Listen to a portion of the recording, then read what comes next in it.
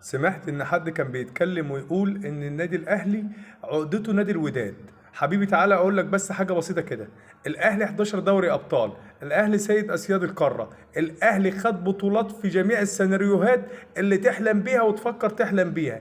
الاهلي خلى ملعب رادس بقى باسمه، الاهلي خلى ملعب جروه في 2008 بقى باسمه، الاهلي في 2023 خلى ملعب مركب محمد الخامس لمركب محمد عبد المنعم.